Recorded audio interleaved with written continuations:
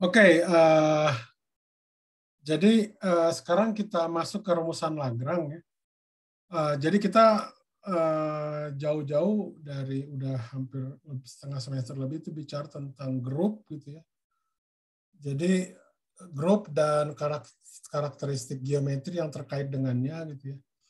Nah sekarang dalam fisika ya, selain perumusan geometri atau geometri ruang vektor istilahnya namanya ataupun grup lah istilahnya gitu.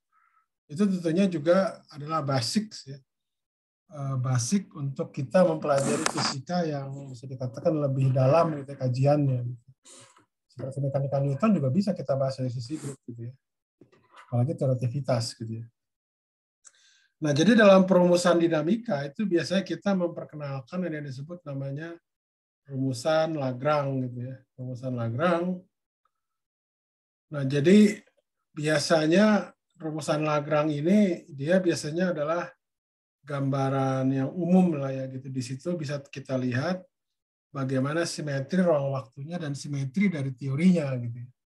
Seperti itu. Nah, Lagrange ini jadi rumusan dalam fisika itu ada dua. Ada rumusan Lagrange, ada rumusan Hamilton.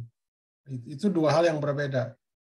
Jadi tidak selalu kita punya rumusan Lagrange, punya Hamiltonnya gitu ya. Atau punya Hamilton, kita juga punya Lagrange. Itu tidak selalu. Jadi transformasi Lagrange ke Hamilton itu kita sebutnya transformasi Legendre. Jadi biasanya memang apa ya? Mungkin hampir semua contoh-contoh di fisika itu biasanya kalau kita punya Lagrange nanti kita bisa kita definisikan Hamiltonnya. Nah, kenapa kita perumusan Lagrange? Rumusan Lagrange itu ya istilahnya apa ya? Bisa dikatakan mungkin prinsip ya dalam fisika ya. Jadi artinya dia bisa merumuskan hal yang bersifat lebih umum dari dinamika. Bahkan dinamikanya itu beyond mekanika Newton, bahkan beyond relativitas gitu ya. Seperti itu. Nah, kemudian itu Lagrange gitu. Itu Lagrange itu bisa dikatakan rumusan ya prinsip yang bisa dikatakan dipakai di fisika. Kemudian ada juga rumusan Hamilton. Nah, rumusan Hamilton itu apa istilahnya dia juga analog dengan rumusan Lagrange, cuma berbeda variabel dinamiknya. Dan yang menariknya itu adalah kenapa kita perlu rumusan Hamilton? Karena nanti rumusan Hamilton itu terkait nanti kita melihat transisi dari klasik ke kuantum. Jadi kita menggunakan gambaran klasik ke kuantum, melihat transisinya itu melalui transformasi, melalui gambaran Hamilton atau rumusan Hamilton. Melihat transisi dari klasik ke kuantum. Coba aja Anda lihat, di rumusan kuantum itu kan rata-rata dia pakai Hamilton. Kan? Seperti persamaan Schrödinger itu kan I do per do T dari psi itu sama dengan H kali psi. H itu adalah Hamilton di situ. Apalagi ya itu di kuantum yang seperti itu. Jadi artinya bahwa kita menggunakan rumusan Hamilton itu untuk melihat transisi dari klasik ke kuantum. Kalau di rumusan Lagrange itu tidak. Rumusan Lagrange itu ya dia dinamik juga. Hamilton itu juga dinamik gitu ya. Tapi dia bisa istilahnya mencakup gambaran klasik dan gambaran kuantum. Sedangkan di rumusan Lagrange tidak. Dan sekali lagi saya katakan tadi bahwa kalau kita punya rumusan Lagrange, secara umum itu bisa kita transformasikan ke rumusan Hamilton. Ya. Tapi tidak semua yang punya rumusan Lagrange itu ada rumusan Hamilton. Contohnya apa? Yang paling terkenal itu contohnya teori relativitas umum, teori gravitasi Einstein. Itu dia tidak punya gambaran Hamilton. Sampai sekarang orang masih belum tahu bentuk gambaran Hamilton dari teori gravitasi Einstein itu seperti apa. Tapi rumusan Lagrange-nya itu ada dan sudah banyak dipelajari bahkan. Tapi rumusan Hamilton-nya tidak. Dan itu yang memang masih menjadi problem ya. Kenapa kita perumusan Hamilton? Karena nanti kan kita ingin mengkuantisasi gravitasi. Kalau kita ingin mengkuantisasi gravitasi itu berarti harus ada rumusan Hamilton-nya gitu. Jadi kita harus mengidentifikasi mana istilahnya yang disebut pasangan konjugat. Itu yang perlu kita identifikasi. Nah, sampai sekarang kita belum pernah ya misalnya bisa mengkuantisasi gravitasi karena rumusan Hamilton juga masih belum tahu. Kira-kira gitu gambaran problemnya.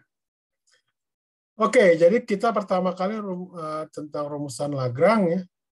Jadi ini kita ambil istilahnya yang sifatnya Newtonian aja dulu ya. Yang partikel titik ya. Kemarin kan di ujian Anda keluarnya yang string ya, yang string.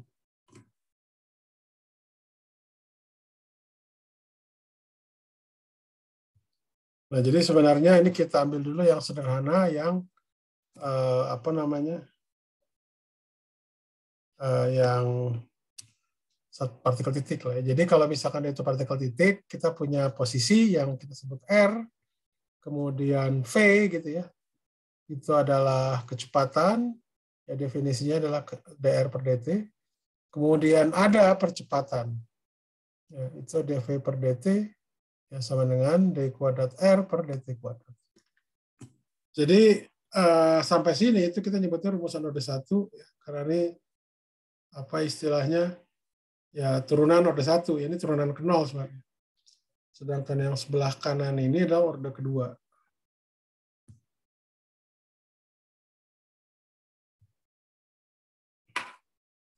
Oke. Nah, R di sini misalkan kita ambil untuk yang di ruang Euclid ya, R3. R di sini adalah X, Y, Z, ini koordinat khusus namanya koordinat kartesian. Kalau pakai koordinat bola, kita nanti pakai R, theta, dan V. Kalau koordinat sinyal itu rho, V, dan Z. Definisinya itu apa di koordinat bola? Yaitu R itu sama dengan akar dari X kuadrat plus Y kuadrat plus Z kuadrat. Ya. Ya, Anda tahu kan ya, kalau bola theta itu disebutnya sudut azimut, V itu sudut ekuatorial ya kita nyebutnya, V. Kemudian ada juga yang disebut koordinat silinder. Ya, rho di sini adalah akar dari X kuadrat plus Y kuadrat. Ini ada V sama dengan yang di atas dengan bola. V itu adalah sudut ekuatorial gitu ya. Sedangkan Z di situ itu adalah terkait dengan sumbu silinder intinya gitu. Itu koordinat. Nah, jadi artinya kalau kita bicara tentang koordinat khusus kartesian X, Y, Z, koordinat bola itu R, theta, V, koordinat silinder itu rho, V dengan Z. Nah, jadi dalam gambaran Lagrangian itu kita mengenal key yang disebut namanya koordinat umum. Jadi key di sini itu Anda bisa gambarkan itu sebagai R atau X atau Y atau Z atau bahkan sudut, theta, V, dan sebagainya. Jadi dikatakan koordinat umum itu dia dimensinya bisa panjang, bisa sudut. Intinya gitu koordinat. Kemudian kalau kecepatan umum itu kita adalah dq per dt, di mana t di situ adalah parameter. Nah ini jadi Anda disebut namanya prinsip Hamilton ya. Jadi bukan rumusan Hamilton, ini itu prinsip Hamilton. Jadi kalau dari fungsi Lagrange ini kita memperkenalkan yang disebut namanya aksi ya. S sama dengan integral T1 sampai T2, L sebagai fungsi Q dot, dan T. Jadi kalau saya variasikan, jadi maksud saya variasikan itu gini. Jadi kalau saya misalkan punya lintasan partikel itu yang merah. Nah, kalau saya variasikan lintasan tersebut, ya, yang kita sebut namanya itu sejauh delta Q di sana. Jadi ada dq yang arahnya searah dengan perpindahan, ada delta Q. Jadi delta Q itu adalah lebih ke variasi. Oke. Jadi delta Q di sini itu lebih ke variasi, bukan dq ya. Kalau dq itu searah dengan perpindahan lainnya gitu. Jadi kalau saya variasikan lintasan partikel ini atau aksi ini S, ya itu akan sama dengan integral T1 sampai T2 delta L dt. Di mana delta L di sini itu adalah delta L per delta Q dot kali delta Q dot ditambah do L per do Q kali delta Q ditambah do L per do T kali delta T. Dan secara khusus karena T di sini adalah parameter, maka delta T di sini itu diambil sama dengan 0. Jadi dalam mekanika Newton, karena T itu adalah parameter, bukan berdasarkan dinamik, maka variasinya delta T itu adalah sama dengan 0. Begitu. Sampai sini ada pertanyaan nggak? Ini kita ambil ya mungkin yang Q dengan tidur yang satu dimensi lah ya. Nah, jadi kalau Anda lakukan ya seperti ini, ya, jadi divariasikan di sini. kemudian Anda masukkan, kemudian delta Q dot itu Anda apa istilahnya, Anda rubah ya menjadi apa istilahnya, seperti ini, D per dt di apa turunan dari T terhadap T ya, do L per do Q dot kali delta Q gitu. Ditambah ini ada minus di sini D per dt do L per do Q dot ditambah do L per do Q delta Q. Jadi kita tahu suku yang di sini, yang kiri ini adalah suku permukaan atau suku batas, syarat batas, sorry, bukan permukaan, maaf, syarat batas ya. Jadi karena dia syarat batas, ya, apa namanya? Jadi bisa kita katakan bahwa kalau kita integrasikan ini adalah delta L per do Q dot dievaluasi pada T2 dikalikan delta Q dievaluasi pada T2 ya, dikurangi yang semuanya dievaluasi pada T1. Jadi asumsi ini itu diambil ya. Jadi bahwa delta Q pada T1 itu sama dengan 0 dengan delta Q pada T2 itu sama dengan 0. Jadi delta,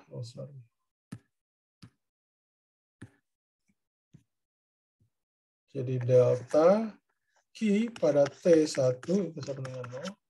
Delta Q pada T sama dengan 2 itu 0. Jadi di ujung-ujungnya dia 0. Itu asumsi diambil. Bisa dikatakan ini adalah prinsip istilahnya no boundary istilahnya. Jadi prinsip di mana boundary itu tidak ada. Kalau Anda boleh aja menggunakan tidak pakai boundary bisa gitu. Cuma nanti itu maka kesulitan kita sendiri gitu. Delta Q apa istilahnya tidak sama dengan 0 itu bentuknya seperti apa gitu. Dan konsekuensi fisiknya itu apa? Gitu. Itu yang penting. Kalau untuk yang delta Q pada T2 sama dengan 0 dengan delta Q pada T sama dengan 0 itu udah ya istilahnya udah menjadi ini persamaan yang disebut error Lagrange. Yang seperti ini. Ya. Jadi ini udah terkenal lah gitu. Oke, sampai sini dulu pertanyaan nggak terkait dengan rumusan Lagrange yang menggunakan prinsip Hamilton. Ada pertanyaan nggak? Pertanyaan. Ini jadi terekamnya jadi 2 kali ya. Apa ada 2 bagian jadi? Karena internetnya tidak stabil. Ada pertanyaan tidak terkait ini?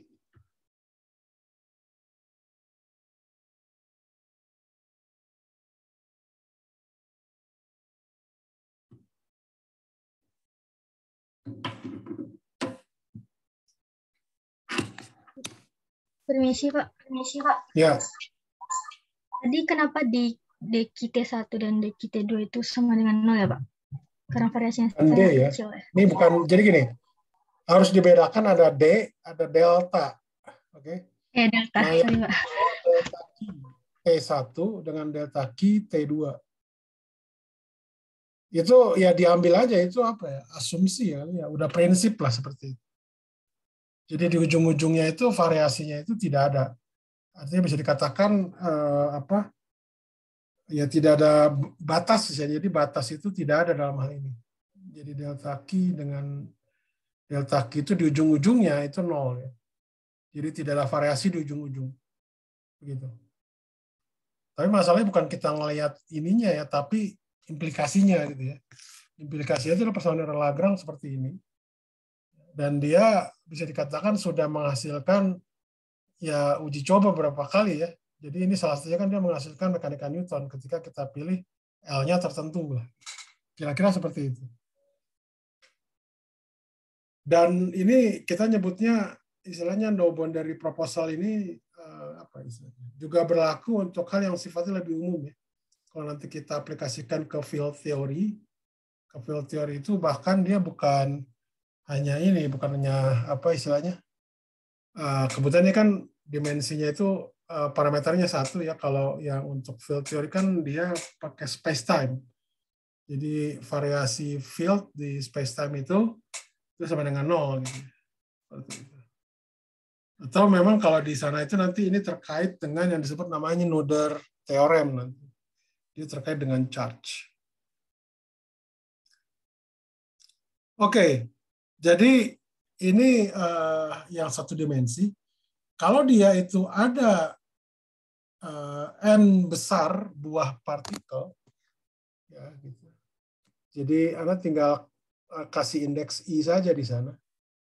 Jadi ada n buah partikel sehingga I besar di sini itu ada 3n gitu. Jadi secara umum L-nya itu adalah bentuk Q, Q dot, T. Nah, ini contohnya untuk mekanika Newton. Ya. Jadi di fisika itu bukan hanya mekanika Newton, Einstein juga sama. Nanti di field teori itu juga sama. Jadi bentuk Lagrangian yang menghasilkan fisika itu biasanya bentuknya T dikurangi V lah. Jadi Lagrange itu bentuknya umum ya, saya katakan umum. Jadi tidak harus bentuknya seperti ini. Nah, bentuk seperti ini itu ya terkenal di fisika ya, terkenal di fisika. Karena dia awalnya bisa menghasilkan persamaan Newton ya, di hukum 2 Newton. Kalau di Einstein itu analogi dengan hukum 2 Newton, kalau di field theory itu dari persamaan gerak. Misalkan persamaan Dirac, persamaan Klein-Gordon itu mulainya dari sini. Jadi Lagrangiannya itu selalu ada bagian suku kinetik kita T dikurangi V yang disebut suku potensial atau interaksi. Ini sebagai contoh aja, misalkan untuk di Newton itu adalah T-nya itu sama dengan setengah M Q dot kuadrat, sedangkan potensialnya itu adalah Q dot, T. Gitu. Nah, jadi kalau misalkan dia itu ada menggambarkan partikel bebas, misalkan, berarti partikel bebas itu kan definisinya dia tidak ada potensial kan, tidak ada potensial di sana. Jadi potensial nol. Jadi Lagrange itu cuma kinetik aja. Ini partikel bebas dalam 3 dimensi. Jadi sistem n partikel bebas. Jadi n besar buah gitu. Seperti itu yang masanya masing-masing itu berbeda. Nah, jadi kalau Anda turunkan di sini, itu didapatkan bahwa do L per do Q, I itu sama dengan 0. Karena di sini tidak ada variabel Q kan, hanya Q dot. Itu berbeda. Sehingga nanti kalau Anda turunkan D per dt, do L per do Q dot itu sama dengan 0. Artinya apa? M Q dot, ya, momentum dalam hal itu konstan untuk setiap I. Artinya apa? Untuk partikel bebas, karena dia tidak ada interaksi, berarti kan simetrinya itu, ya selanjutnya gini, berarti Lagrangiannya itu tidak bergantung pada Q, kan? Hanya bergantung pada Q dot. Karena dia bergantungnya pada Q dot, berarti momentumnya itu pasti konstan. Ini kita nyebutnya adalah momentum umum namanya. M Q dot itu sama dengan konstan. Untuk setiap I. Nah, ini contohnya misalkan di R3 saja. Anda ambil I-nya itu 1, 2, dan 3. Oke, sampai sini ada pertanyaan nggak? Sampai itu ada pertanyaan nggak? Sebelum bisa lanjutkan dengan yang potensial. Ada pertanyaan?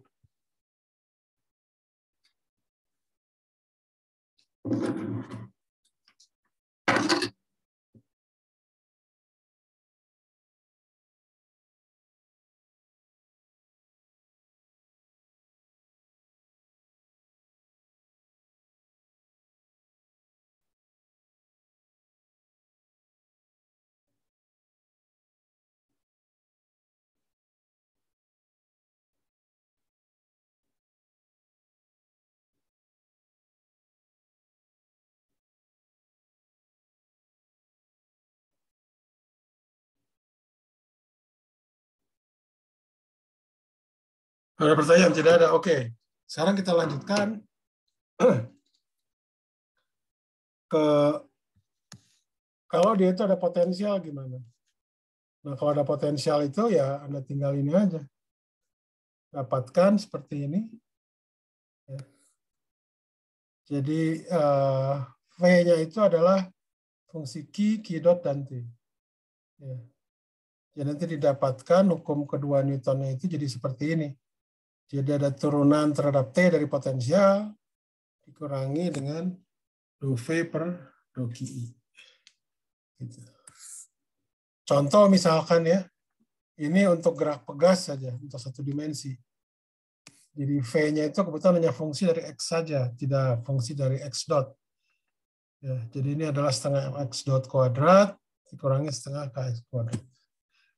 Jadi kita dapatkan apa namanya, d per dt itu adalah sama dengan ini.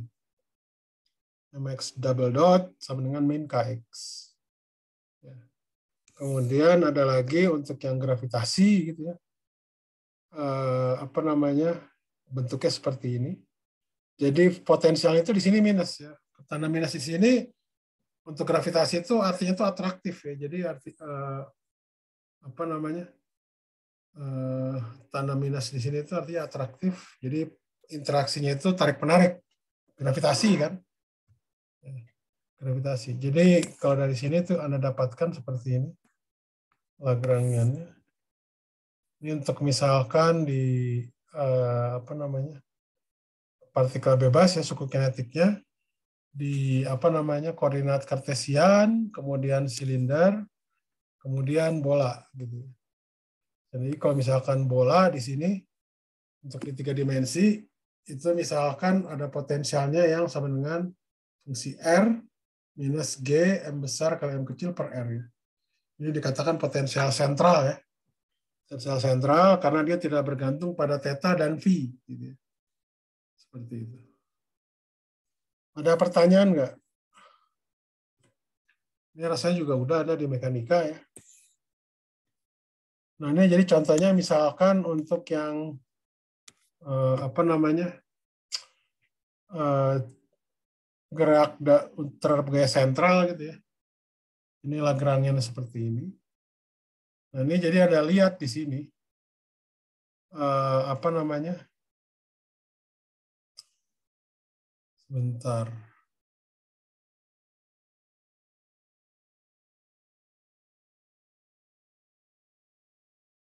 Oke, jadi kalau Anda turunkan terhadap theta dot gitu ya, terhadap theta dot itu adalah bentuknya gini ya, mr kuadrat theta dot ya. Kemudian do L per dot theta itu didapatkan seperti ini ya, mr kuadrat sin theta cos theta dot v dot kuadrat.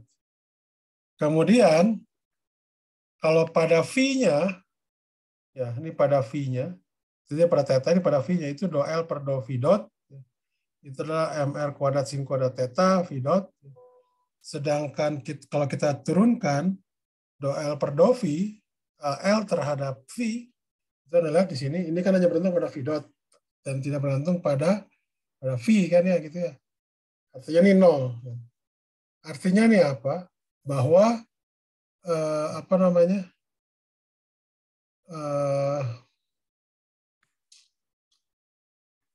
Bahwa do L per do v dot itu adalah sama dengan konstan, di mana mr kuadrat sin kuadrat theta v dot itu sama dengan konstan gitu. Oke. Nah, bagaimana untuk yang ini? Nah, kita tahu bahwa dari mekanika ya, bahwa untuk gaya sentral itu kan apa namanya, torsinya itu adalah 0. Ya. Jadi torsinya itu 0 ya. Karena ini adalah gaya sentral, sehingga namanya torsi 0 yaitu sifatnya itu jadi momentum sudutnya itu adalah konstan. Nah, momentum sudut itu konstan itu menyebabkan bahwa theta di sini itu dia fix gitu. Fix dipilih. Jadi kita bisa memilih theta. Nah, biasanya theta yang kita pilih itu adalah pi per 2. Jadi dia di ekuator. Ya, karena tetanya pi per 2, jadi kan konstan. Jadi makanya theta dot di sini itu sama dengan 0. Dan juga di sini apalagi karena theta itu sama dengan pi per 2, cos pi per 2 itu juga 0 kan. Jadi karena kita membahas ini adalah tentang gaya sentral dengan potensial sentral. Jadi dia geraknya gerak 2 dimensi. Jadi tetanya itu bisa kita fix gitu ya. Jadi kita ambil biasanya theta itu sama dengan pi per 2. Oke, ada pertanyaan nggak sejauh ini terkait dengan ini? Jadi ya ini dari hukum 2 Newton aja. Untuk gaya sentral itu kan F-nya itu bentuknya seperti ini. Jadi kalau kita crosskan dia 0. Jadi didapat bahwa momentum sudut, ini momentum sudut ya, vektornya itu konstan. Bukan besarnya, tapi vektornya itu konstan. Jadi kalau dia itu konstan, itu berarti orientasi dari momentum sudutnya itu dia fix ke arah tertentu. Jadi artinya bahwa ini adalah gerak bidang. Oke, sampai sini ada pertanyaan nggak? Pertanyaan?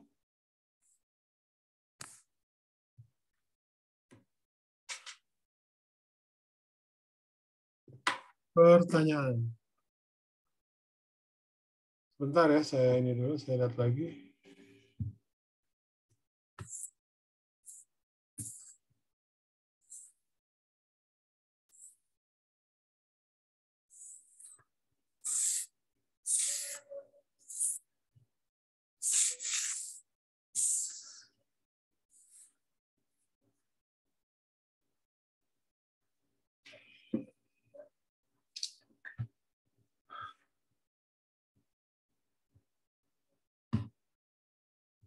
Sorry.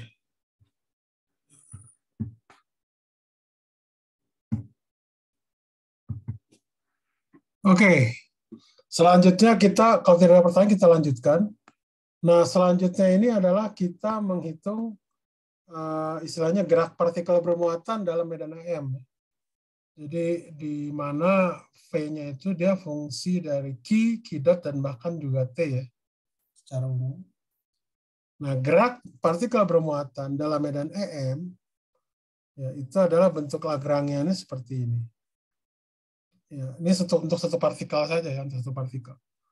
Ini adalah setengah mv kuadrat ya, Q per C A dot V kurangi Q kali V. Tapi V di sini itu jadi A di sini itu adalah fungsi R, T. Begitu juga V fungsi R dengan T. Dan V kuadrat itu adalah X dot kuadrat. X dot itu maksudnya ada turunan terhadap T ya. Y dot kuadrat ditambah Z dot kuadrat. Seperti itu. Oke, jadi kalau Anda, nah kemudian A di sini itu adalah AX, AY, AZ. V di sini adalah R fungsi T, X, Y, Z, T. Oke. Oke, nah sekarang jadi karena ini 3 dimensi X, Y, Z, jadi kita pengerjaannya juga apa namanya di setiap sumbu ya. Jadi misalkan ini terhadap sumbu X itu kan turunannya ada do L per do X dot, itu adalah M X dot kurangi Q per C kali AX ya. Gitu. Karena apa namanya? Sorry, AX di sini maksudnya itu adalah komponen A dalam arah sumbu X. Jadi kalau Anda masukkan ke sini, ya itu didapatkan bahwa D per DT dari do L per X dot itu sama dengan MX dot ya dikurangi Q per C. Jadi turunan dari DAX per DT itu sama dengan DX per DT do AX per do X ya. Kemudian DY per DT do AX per do Y ditambah DZ per DT do AX per do Z ditambah do AX per do T. Gitu. Jadi DX DT, DY DT, DZ DT itu adalah V kan. Didotkan dengan del AX gitu. Del AX tambah 2X DT. Sedangkan untuk yang do L per do X itu sama dengan minus QC do A X per do X didotkan dengan V dot ya. Jadi dikurangin Q do V per do X. Ya, jadi Anda ingat parsial dari X dot ya, terhadap X itu 0. Do Y dot per do X itu juga 0.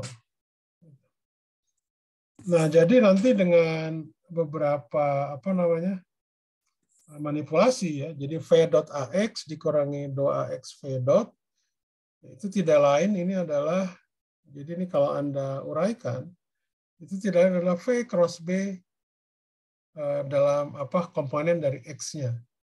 Ya, sehingga ini nanti didapatkan rumusannya dalam arah sumbu X itu adalah sama dengan Q EX ditambah Q per C V cross B dalam arah komponen X. Sehingga nanti kalau Anda masukkan di sini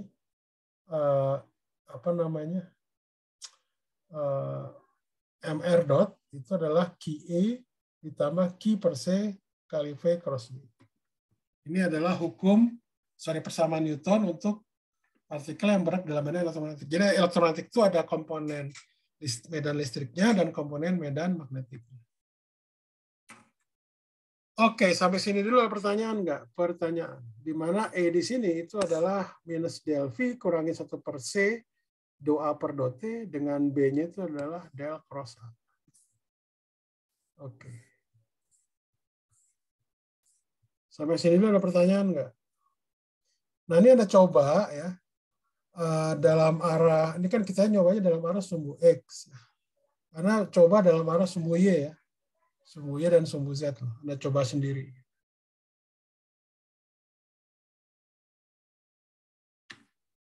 Ya itu nanti Anda masukkan ke ringkasan aja. Ringkasan untuk minggu ini. Oke, ada pertanyaan nggak?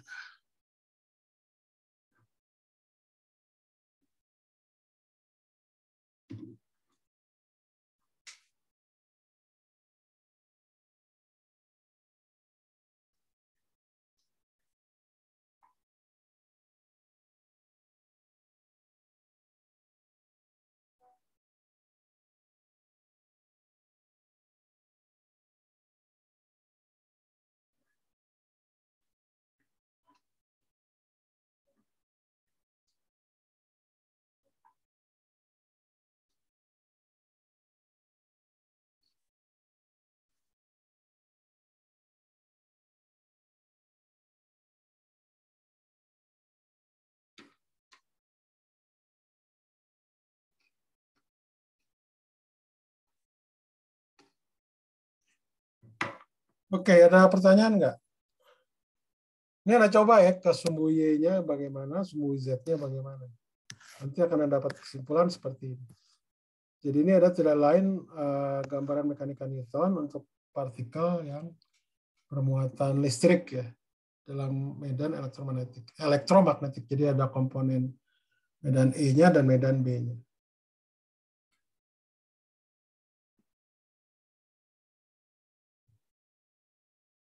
Oke, saya sambil ini ya. Ada pertanyaan nggak?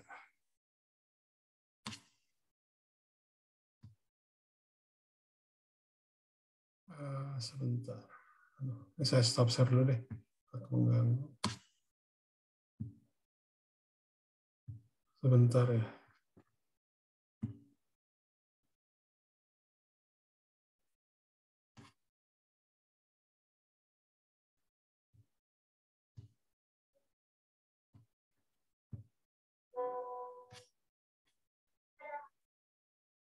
Sekarang tanggal berapa sih? 23 ya?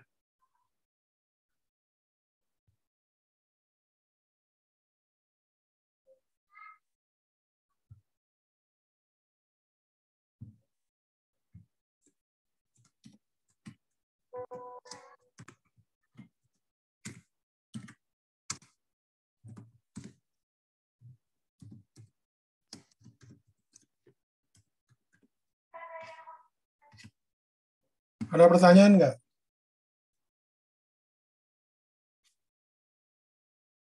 Ada pertanyaan? Ini semuanya hadir ya. Sebentar, ini ada 7 orang. Yang ini kan berarti oke. 1, 2, 3, 4, 6, 7. Oke, 7 orang. Oke, hadir semua ya. Oke, ada pertanyaan nggak? Pertanyaan? Penasaran aja, Pak. Kan Ya. kalau sebelumnya itu yang konstruksi metriknya itu di masih ruang biasa ya Pak, ruang Minkowski. Kalau misalkan di ruang yang lebih umum kayak ruang Schwarzschild itu gimana Pak? Yang nggak datar gitu. Eh, Sebenarnya saya tuh ya itu bisa saja. Maksudnya merumuskan apanya? Apa sih namanya, merumuskan yang grupnya itu Pak? Apakah Oh, sama untuk saja? yang di curve ya. Ya. Kalau di curve itu eh, kalau di curve itu nanti dia biasanya terkait dengan simetri. Ya bisa juga, tapi tidak secara umum tidak bisa gitu. Maksudnya gini, bukan tidak apa, bukannya tidak bisa, sulit gitu ya, sulit gitu untuk ruang secara umum. Jadi biasanya nanti ada yang disebut namanya grup holonomi kalau kita berbicara tentang geometri. Tapi itu di luar dari itu kita. Jadi intinya gini, kalau grup apa untuk di geometri secara umum, tentunya namanya umum ya. Ya langsung aja saya bilang umumnya nggak bisa atau sulit lah ya. Tapi kalau nanti ada restriksi, ada apa istilahnya itu pembatasan, misalkan ada ruang-ruang yang sifatnya curve juga, tapi dia punya grup, nanti itu terkait dengan klasifikasi namanya grup holonomi. Ya. Sebenarnya grup holonomi itu dia nanti terkait dengan Riemann curvature namanya, kurvatur Riemann. Kalau kita berbicara lebih jauh lagi, tapi itu di luar dari kuliah ini. Kalau kita bicara ke ruang curve, persoalannya lebih panjang lagi gitu. Tapi kalau seperti yang Anda bilang di ruang Schwarzschild dia memang yang simetri bola. Jadi dia memang invarian terhadap itu ya apa istilahnya istilahnya di apa S2 ya. S2 itu kan dia merupakan permukaan bola ya. Jadi dia ada apa istilahnya invarian terhadap transformasi bola lah, intinya gitu. Jadi metriknya di sana tuh dia invarian terhadap pergeseran V maupun theta. Intinya gitu. Kalau di situ dilihat dari metriknya. Dia invarian apa bentuknya sama terhadap transformasi V dengan transformasi theta. Jadi itu dikatakan simetri bola. Tapi itu khusus, saya katakan khusus untuk Schwarzschild. Jadi yang di sini kita khususkan itu pada ruang flat saja. Untuk ruang flat. Mungkin itu, Dharma. Ada lagi nggak yang lain? Terima kasih. Ya. Ada lagi nggak yang lain?